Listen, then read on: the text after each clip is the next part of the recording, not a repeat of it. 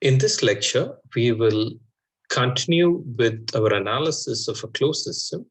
Specifically, we will implement how to balance energy, and we will introduce a very important thermodynamic quantity called enthalpy. We will be using this a lot in the subsequent lectures, but this is supposed to be an introduction to enthalpy. So in the previous lecture, we looked at specifically boundary work, a piston is moving, and we analyzed how to compute boundary work for a different scenarios. So we emphasized that work being a path function enables us to obtain net work from a cyclical process. We looked at different scenarios of constant pressure, isothermal compression, and the more general polytropic processes, and expressed pressure in various forms, and with which we are able to get the expression for the boundary work. And a further simplification arises when you substitute, if it's a real gas, if it's an ideal gas, you substitute the equation of state for an ideal gas, you can get a more specific expression. Even though the real processes are way more complex, they're not quasi-static, analysis which we do in thermodynamics involves quasi-static processes, and they give bound for real what happens in a real system. That's why we spend a lot of time on analyzing quasi-static transformations. We ended the last lecture with a way of computing work. I want to re-emphasize how we went about doing that. So in this case, there is a piston which may have mass, and there is atmospheric pressure on this side of the on this side, right? So here you can decompose work into two parts. One is the work you do against the spring, and the work you do against this piston and the atmosphere outside of this compartment. Okay, so this rectangle is the work you do. There is an expansion, volume expansion. So there's a PD work, PdV work, and this rectangle is the work you do against this mass of the piston as well as atmosphere. Okay, that remains a constant, right? The atmospheric pressure doesn't change, and the weight of the piston doesn't change. So that those two can be quantified by this rectangle 1. Whereas this, as the spring compresses, the force due to the spring, okay, the resisting force due to the spring, that keeps increasing. Okay, so that is this straight line, and it being a Hookean spring, we can say that the force increases in a linear manner. So this triangle is the work that you do against the spring. Okay, so what are we trying to emphasize here? So we devise scenarios wherein all this boundary work can be computed. Okay, so this is going to help us a lot in analysis of more complicated processes. So you should get used to how to look at simple processes. So we will move on, and we will move on from boundary work, and we'll do more general analysis. So here, this is the overall energy balance for a closed system. I mean, it's just an expression. We are just saying that the energy change is delta E when you've gone from, let's say, an initial state to the final state. Okay, so this initial state to final state, that is the change in all forms of energy. Okay, internal, kinetic, and potential energy is expressed as delta E for the system.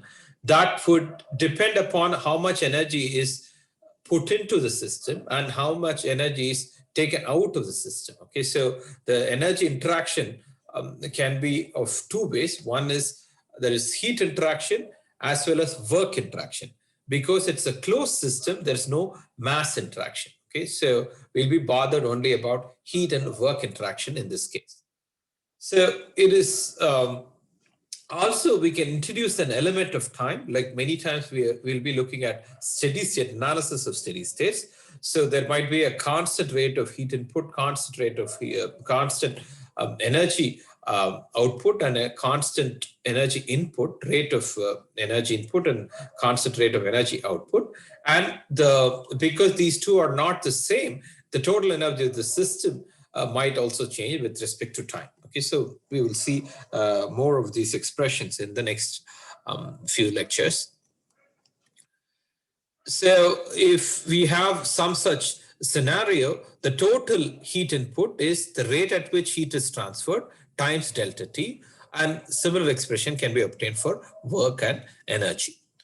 So there are different forms. You can express this in terms of specific energy. So this is very similar to this expression, but this is in terms of specific energy, kilojoules per kg. Here, it's only kilojoules. Again, you can also have differential expression.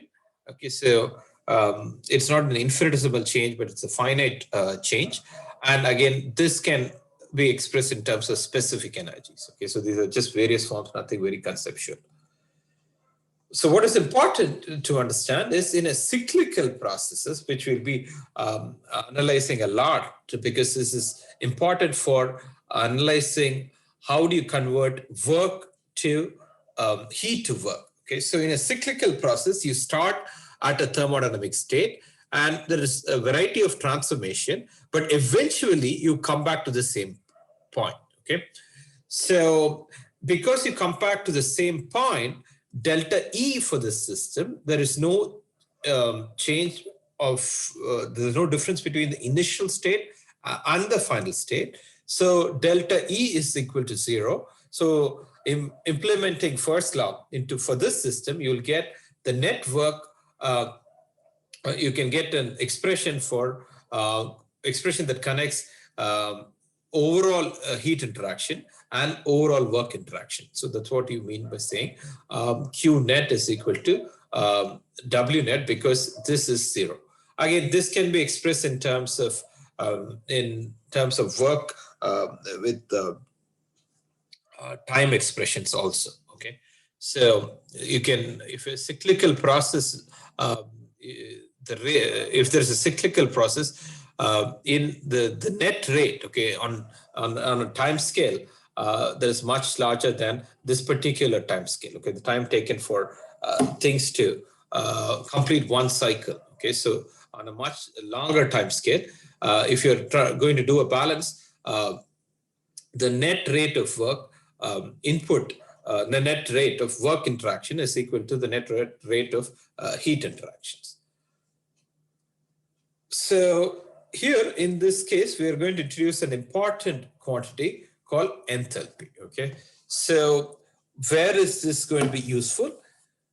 This is going to be useful when we undertake energy balance at constant pressure. So let us look at one such scenario. You again have a closed system, mass is constant. This is saturated vapor, and there is heat, electrical work into this input into the system. So how do you do that? You have a resistor, and then there's current that is being passed. Okay, so eventually ohmic heat gets transferred. Okay, and there is also there is no boundary. Okay, so there is heat that can come out of the system. That is this quantity. All right. So what are we doing here? As this work is put into the system, there is a work interaction because of electrical work into the system, and there is as well as heat that comes out. Because of these two factors, the volume expands. Okay, there is a volume expansion. So this piston moves. So you indicate this change in this two states, or even as they go from one state to another, as you go from one state to another in a P specific volume diagram. Okay, so you start at saturated vapor. So initial state is here on this line. And then you go to a single phase system, which is just a vapor, right? This is state 2. And you go do this at a constant pressure, all right? So intuitively, you can think that there is electrical work, ohmic heat that is getting transferred, and the heat is also removed from the system. This gives rise to change in volume. So in this case, we can reorganize the first law in a particular form, in a more useful form. Okay, so the center of mass is not moving at any particular velocity. Therefore, the change in kinetic energy is 0. And even though the center of mass has a small change, that change is much negligible. So you also neglect change in potential energy, and you also there's a reason why the change in kinetic energy is 0. So the only energy change we need to be worried about is change in internal energy. So there are two kinds of work here. So there is a boundary work because volume is changing. Okay, so there's a PDV work. So that's what that is referred to as W subscript B. All the other work, in this case, electrical work, I am lumping it as W other.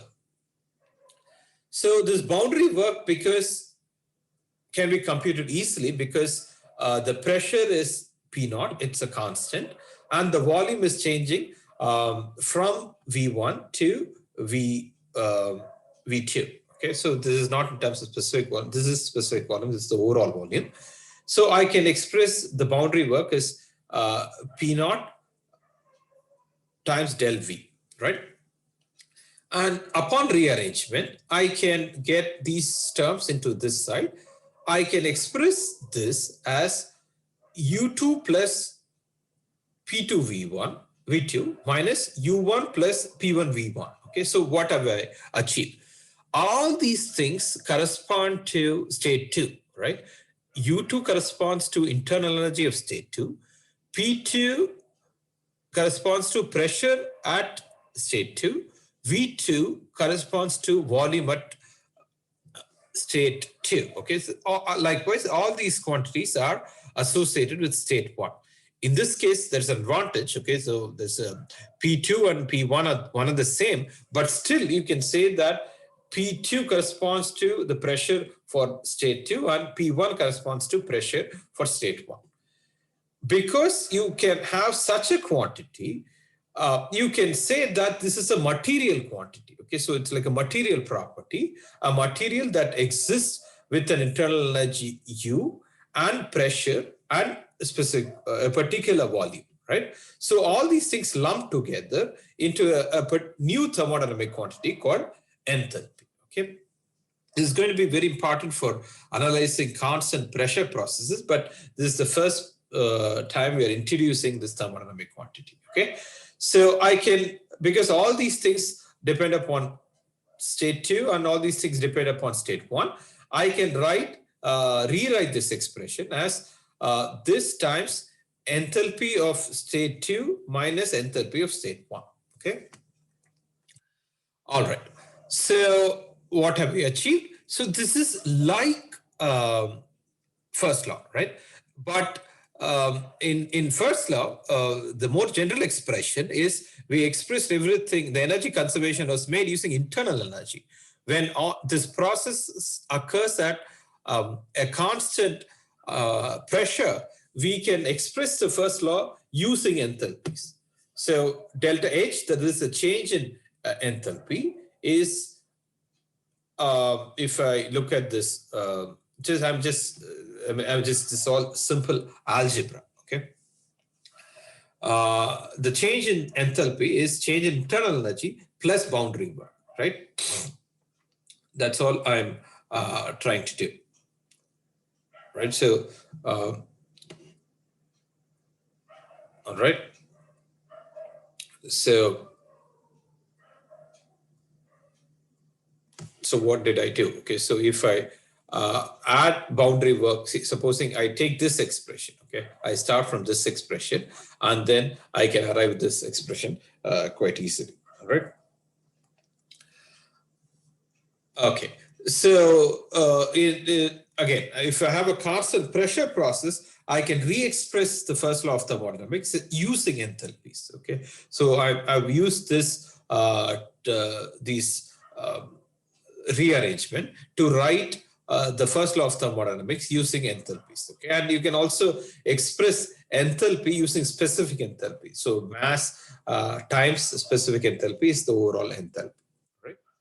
So to get to this this expression and this expression, okay, should be combined to get to this point. Okay, so this is a simple rearrangement. Why is this going to be useful? Enthalpies are also tabulated. Okay, so the internal energy are tabulated in under various conditions of temperature, volume, and pressure. Likewise, enthalpies are also tabulated and available in the form of property tables. So we move on to look at a particular kind of constant pressure process. This is expansion at constant pressure, with the pressure being equal to 0. You're expanding against vacuum. Okay, so you have heat input to the system. Let's say there's water vapor. And because the expansion is occurring at against pressure equal to 0, P dV is 0. Okay, even though dV is finite, P is 0. Therefore, boundary work is 0. Okay, so there's no boundary work when the expansion occurs against vacuum. Okay, so this is an important result. I mean, it's a it's a specific scenario. It's good to notice this particular case. So let us look at a slightly related case. Here you have a closed system, piston, and there is vacuum here. In another case,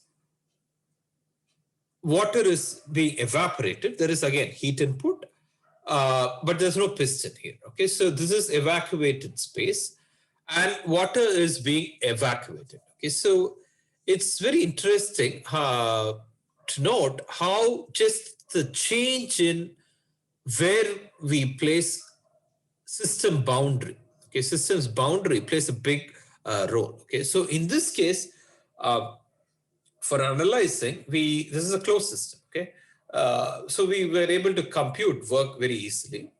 So here, how are we going to compute work? Okay, are we going to place the boundary here, or are we going to place the boundary here? Okay, so this is important to understand the two different cases. Okay, placing the boundary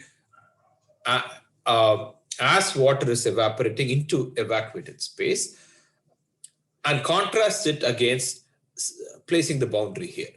So what is the advantage? Okay, if I place the boundary here, okay, so if this is a rigid container, the system boundary, because it being rigid, the system being rigid, there's no change in volume. Okay, so even though so if I look at this system, evaporating system, there is a difference in pressure and so on. But when I look at this system, I can say that the P dV work is 0. Okay, because dV is 0. Okay, so in this case, P dV was 0 because P was 0. In this case, P dV work is 0 because dV was 0. Okay, so all I need to worry about is just the heat interaction, because there's no work interaction in this case. So what have I done? Okay, so I've gone from a single phase liquid, and when I evaporate, I have gone from state 1, which is a single phase, to state 2, which is a two-phase mixture, right? So because the overall work on this system, okay, with the system boundary being placed here, the overall work interaction is 0, I can quantify all the change in internal energy with just the heat interaction. Okay, so I know, let's say if I know the internal energy of this state, okay, again from tables, and I know the internal energy from this state, I can compute the change in internal energy in terms of specific internal energy and so on. Okay, all these things can be quantified to equal the only the heat interaction, because there's no net work interaction. So with this, we will stop, and then we will move to another important term, okay, called specific heat in the next lecture. Thank you.